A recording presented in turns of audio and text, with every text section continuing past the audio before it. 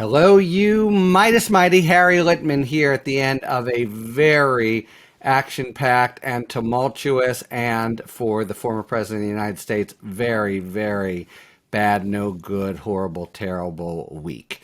So the January 6th committee is going to be meeting virtually on Sunday to hear from a subcommittee and begin discussions or even make decisions on criminal referrals to the Department of Justice, meaning it's time to play referral bingo.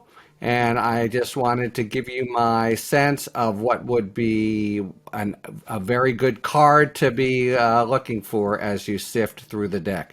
So, all cards, I think, should have dead center a picture of the orange one himself, Donald Trump. I know that's the sort of big ticket item, the kind of ace of spades in the deck, as it were. It just seems to me, after all that's been happening over the last several months, that they're going to make at least one criminal referral. It's going to be, the first is going to be Trump. And when you think about the identity of this subcommittee that's going to be guiding the advice and recommendations, Zoe Lofgren, Adam Schiff, Jamie Raskin, and Liz Cheney.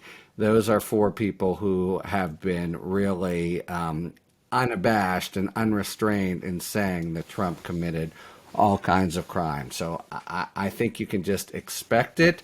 Now, it doesn't mean that department will go forward. It doesn't mean that it'll affect the department at all, but it still has a big, I think, effect for us socially. It'll be something of a referral heard round the world, and a bit kind of take one's breath away. Wow, he committed crimes is the considered judgment of a bipartisan committee, and wow,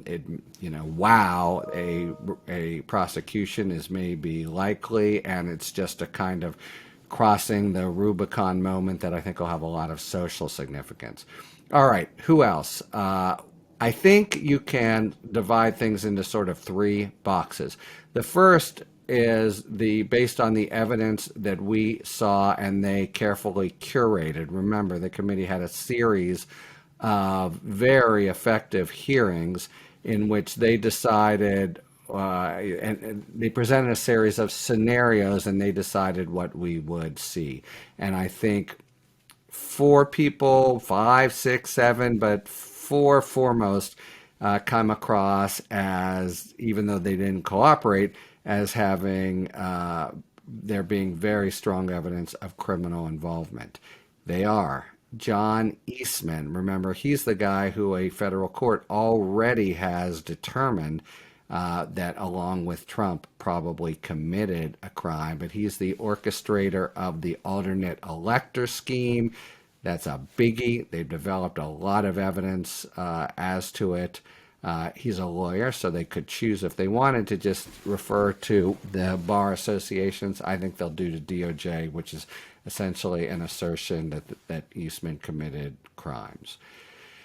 Along those lines, Jeff Clark, he is the would-be, he's the sort of stooge who would be king at the Department of Justice, was going to go along with Trump's plan, say whatever he needed, and become Attorney General, all pushing a clearly fraudulent scheme to tell Georgia that its election was, something was awry about it, total fib.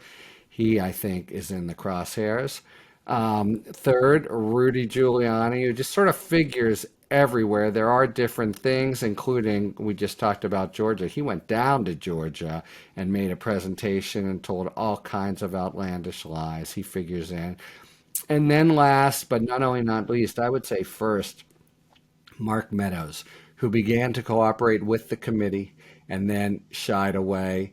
They tried to hold him in contempt. The department didn't go forward. Would that be a reason not to refer him now? I don't think so, because it was a special set of considerations that guided the department's declination, namely the actual evidence that they wanted from him was arguably protected by executive privilege, but that's no shield about crimes in general.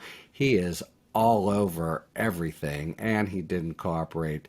he would be. I think for the Department of Justice, maybe the biggest question they're going to have to face is whether to offer him immunity, because a prosecution that doesn't go through him is a lot harder to get to Trump than one that does.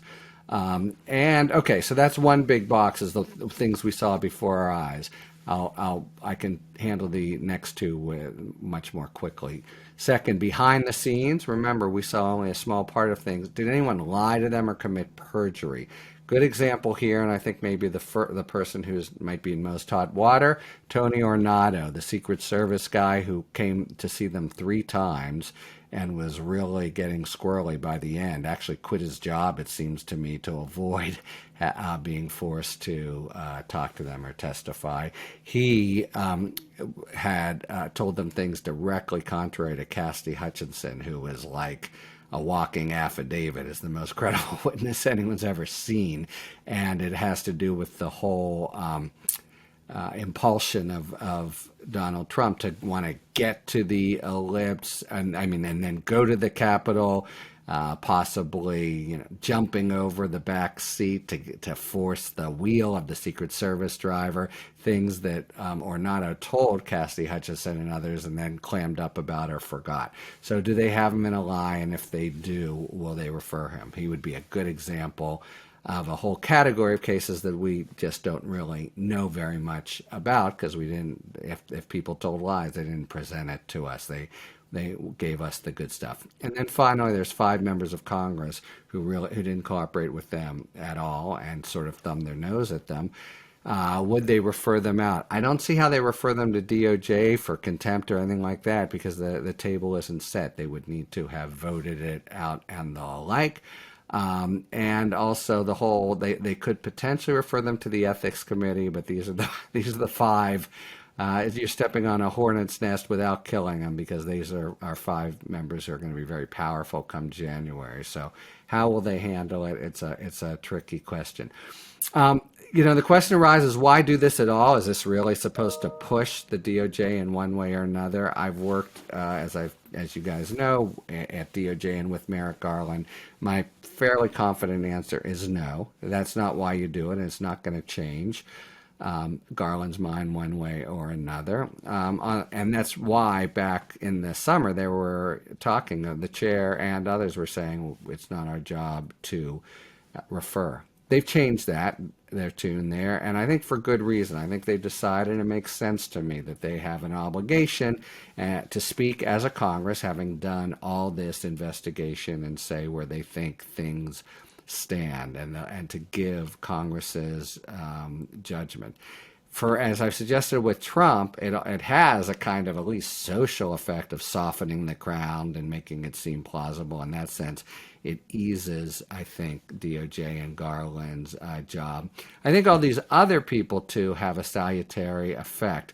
There are any of 25 different ways that Trump can wriggle out of things to everyone's consternation.